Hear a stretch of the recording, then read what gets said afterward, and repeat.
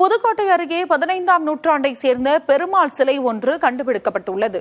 கூடுதல் தகவல்களை செய்தியாளர் முத்துப்பழம்பதியிடம் கேட்கலாம்.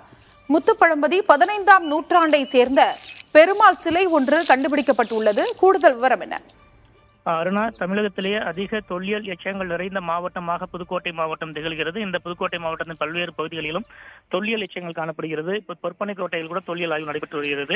இந்நிலையில்தான் அறந்தாங்கி அரசு கலைக்கல்லூரியில் தமிழ்துறை தலைவராகவும் தொல்லியல் ஆய்வாளராகவும் உள்ள காளிதாஸ் வடமலாப்பூர், அதாவது புதுக்கோட்டை அருகே உள்ள வடமலாப்பூரில் கள ஆய்வு மேற்கொண்ட போது ஒரு பெருமாள் சிலை ஒன்று கண்டெடுக்கப்பட்டிருக்கு. அந்த பெருமாள் சிலையோட காலகட்டம் 15 அல்லது 16ஆம் நூற்றாண்டுக்குள்ள இருக்குன்னு சொல்றாங்க.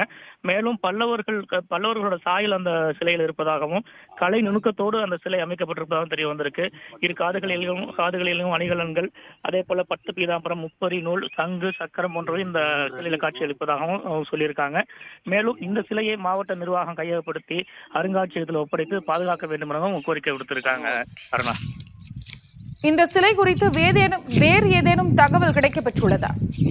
இந்த சிலை பல்லவர் காலகட்டம் சொல்றாங்க. 15-16 நூற்றாண்டுல பல்லவர் காலகட்டத்துக்கு பின் வந்தவங்க ஆட்சி செய்த போது இந்த சிலை செய்யப்பட்டிருக்கலாம்னு சொல்றாங்க. இந்த சிலையில் முழுக்க பல்லவர் ஆட்சி காலத்து சாயல் இருக்கு அப்படின்னு குறிப்பிட்டிருக்காங்க. இப்ப தொடர்ந்து சிலையை ஆய்வு செய்யும் போது அடுத்த கட்ட தகவல் வழியாகவும் தெரிவிச்சிருக்காங்க.